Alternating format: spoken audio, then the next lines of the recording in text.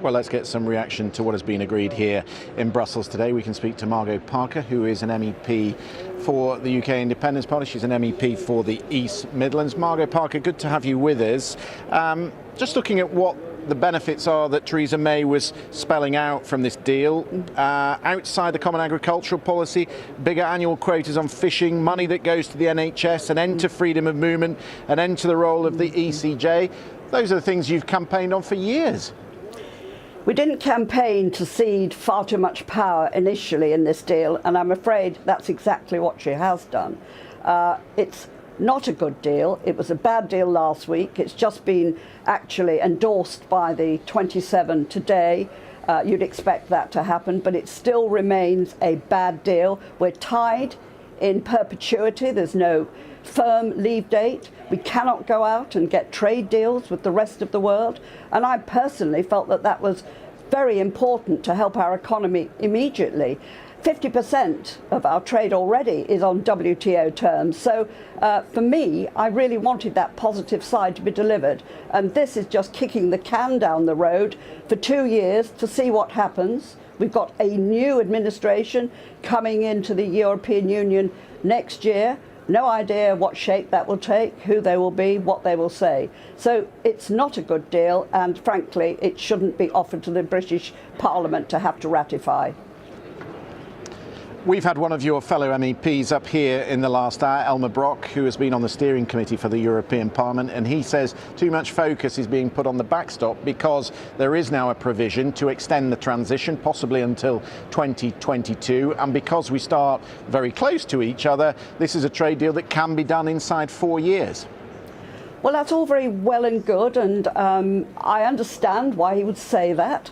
These are nice words, but they're not firm. We don't have a firm commitment, and no deal is worth its salt unless you know what you're dealing about, where the cut-off point is. Then you can actually go ahead and get things done. We can't do that. So we're still stuck virtually within the same rule book. That's not to say we may not agree with some of the things. Quite clearly we probably would. But at the end of the day, we must be free to allow the British people to actually have the benefits of freedom of leaving the European Union. This does not deliver that.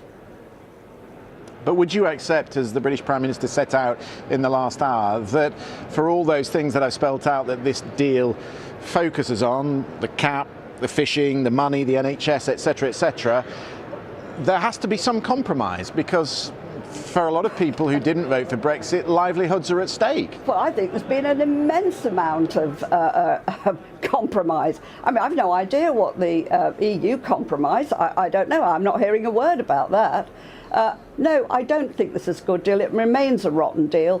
And I think, to be quite honest, it would be far more beneficial if we left on WTO terms, 29th of March. Then, of course, once we've left, we can indeed go back to our good friends in Europe and sort out some arrangements. But then we will be in a position of authority and power, and quite rightly so.